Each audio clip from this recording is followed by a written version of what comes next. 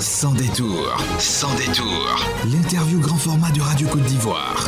Chaque semaine, Radio Côte d'Ivoire reçoit une personnalité du monde de la politique, de l'économie, de la culture, des arts et des sciences. Sans détour, l'interview vérité par excellence, c'est tous les samedis à 6h15. Rediffusion dimanche à 12h10. Monsieur Mouloukou Souleymane, bonjour. Bonjour, monsieur. Vous êtes une ONG, vous œuvrez dans le secteur de l'éducation. Pourquoi vous avez choisi ce secteur spécifique ? En fait, c'est parce que nous avons constaté que l'éducation était au cœur du développement. Parce que vous ne pouvez pas développer une économie, vous ne pouvez pas développer une entreprise si vous n'éduquez pas le personnel, si vous n'éduquez pas les populations.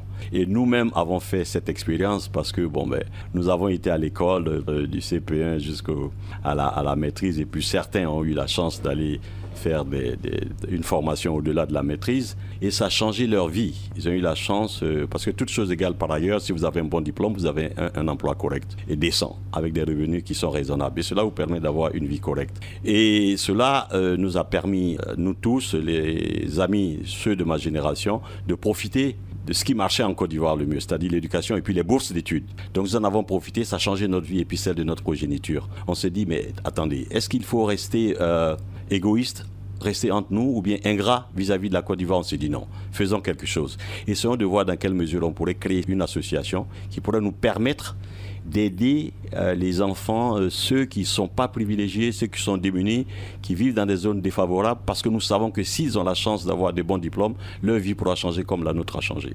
Donc c'est pour cela que nous avons choisi de nous investir dans l'éducation, qui contribue à la qualité aussi du capital humain.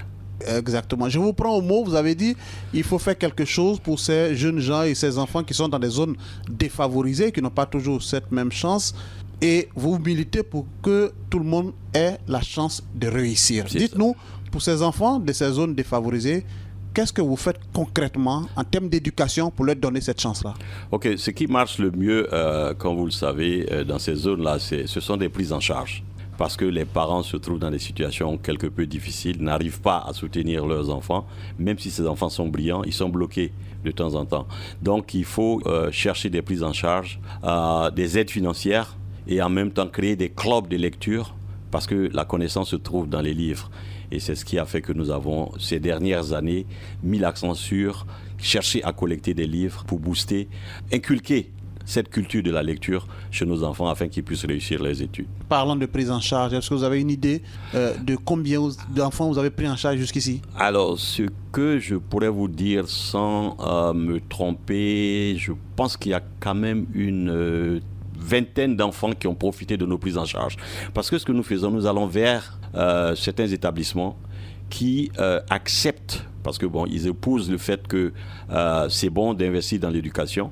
Donc on leur dit que nous sommes une ONG, nous essayons de combler les déficits, c'est-à-dire on ne peut pas s'appuyer sur l'État maintenant. On a 30 millions d'habitants à l'époque, on n'avait pas autant de gens. Bon, c'est vrai, on a davantage de ressources, mais en même temps, l'État ne peut tout faire. Donc nous comblons un peu le déficit. Les zones où l'État n'arrive pas, nous allons voir ces responsables d'établissements qui acceptent. Ce sont des établissements privés qui acceptent de nous donner des prises en charge. Parfois, nous avons des prises en charge de l'ordre de 10 millions. 7 millions et demi, et ça nous permet, pour des enfants qui veulent faire le BTS ou bien qui veulent faire un bac G2, on arrive à soutenir ces enfants-là avec ces prises en charge. 500 000 francs l'année, ils font les 2 années 1 million de francs. Les parents ne déboursent que très peu pour pouvoir acheter les livres, sinon les prises en charge permettent d'aider énormément les parents, parce que 1 million de francs pour nos parents aujourd'hui, c'est beaucoup de choses. Et fort donc de cette expérience réussie, vous avez bénéficié récemment d'un coup de pouce de vos amis de la Banque mondiale qui vous ont accompagné jusqu'avec 12 000 livres au profit des enfants ivoiriens. C'est un peu plus de 100 millions de francs CFA.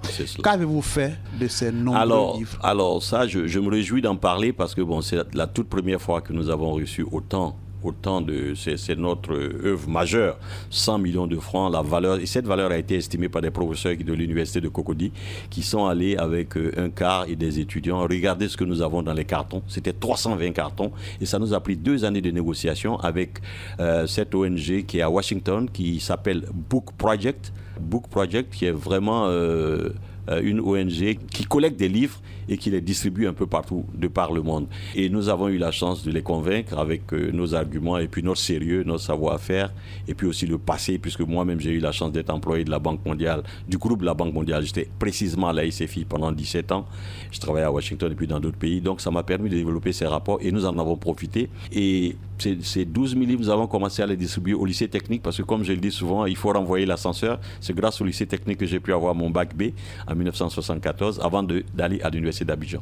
Donc l'université d'Abidjan a été desservie. Ils ont eu plus de 700 livres et ils en sont très heureux. Ils nous ont dit que ça allait servir à alimenter les bibliothèques des centres de documentation, une trentaine de centres de documentation et puis la bibliothèque. Voilà.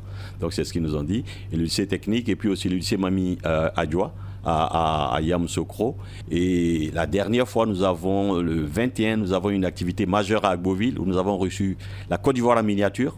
Près de 17 responsables d'établissement. Il y en a qui sont venus d'Odiéné, 850 km d'Abidjan. Il y en a qui sont venus de Korogo, il y en a qui sont venus de Jacquesville, d'un peu partout, de Bondoukou, naturellement d'Agboville, qui ont pu recevoir près de 9000 livres à ce jour-là. Et nous sommes très heureux parce que cette cérémonie s'est très bien passée. Nous avons eu l'appui des autorités. Le président du conseil régional était présent. Personnellement, il est venu soutenir cette action et puis ainsi que le maire et le préfet de région. Donc la salle était bondée de monde. Il y avait près de 300 élèves qui ne faisaient que crier. C'était ce qu'on appelait la foire du livre. C'était super. L'ONG ADI que vous dirigez existe il y a maintenant une dizaine d'années de présence sur le terrain, au-delà des prises en charge, au-delà des livres que vous avez remis. Quelles ont été jusqu'ici vos actions majeures? Alors, les actions majeures, si je regarde, il y en a à peu près une quinzaine. Depuis 2009-2010, nous avons fait des dons à des orphelins. À l'époque, c'était juste des jouets, des chaussures. Mais lorsque vous tenez-vous bien, 2009-2010, lorsqu'on présentait des jouets à des enfants qui devraient faire le choix entre les jouets et puis un sac de riz de 5 kilos, les enfants préféraient le sac de riz. C'est vous dire que avoir 2 repas en Côte d'Ivoire, c'est un luxe. Et ça, c'est depuis un bon moment. Et nous sommes intervenus, on a eu un projet pilote qu'on a dénommé l'inclusion financière de la femme rurale. Nous avons eu à nous approcher des sociétés de microfinance qui nous ont permis d'accompagner des dames avec 100 000 francs, 150 000 francs, 500 000 francs, pour pas savoir, ça peut changer la vie de ces dames-là. Celles qui font le beau flotto, celles qui font le savon noir africain et la tchéké et tout ça. Et donc vraiment, ce sont ces 2 points-là dont je voudrais parler, c'est-à-dire inclusion financière de la femme rurale et puis également les prises en charge, les aides financières et puis la distribution de livres pour inculquer le goût de la lecture à nos enfants. Parce qu'il y a une corrélation directe, proche de 1, entre les résultats académiques d'un enfant qui lit beaucoup et un qui ne lit pas, vous verrez la différence. Et les résultats scolaires. L'ONG a dit, 10 ans après, quelles sont vos ambitions à venir? Alors, ce que nous souhaiterions faire, c'est aller un peu plus loin. Nous avons constaté que c'est vrai, la lecture, c'est important. Donner des livres, c'est important. C'est peut-être aller un peu plus loin, essayer d'avoir davantage d'inscriptions dans des établissements, aussi bien en Côte d'Ivoire qu'à l'étranger. On a fait une mission au Canada. À l'époque, c'était Haïti qui était sur la liste de cette université-là pour apporter de l'aide. Désormais, parce que lorsque vous avez la stabilité aussi, c'est comme si c'était bon d'avoir des crises. Lorsque vous avez la stabilité, on ne vient pas vous aider. Donc, je ne souhaite pas de crise pour qu'on puisse nous aider, mais en même temps, on va trouver les mots justes pour convaincre ces donateurs-là et nous donner des prises en charge pour qu'on puisse envoyer ces enfants-là une fois le bac atteint ou bien la licence ou la maîtrise, leur donner la possibilité d'aller étudier à l'étranger. Cela pourrait aussi leur permettre d'avoir un avenir meilleur.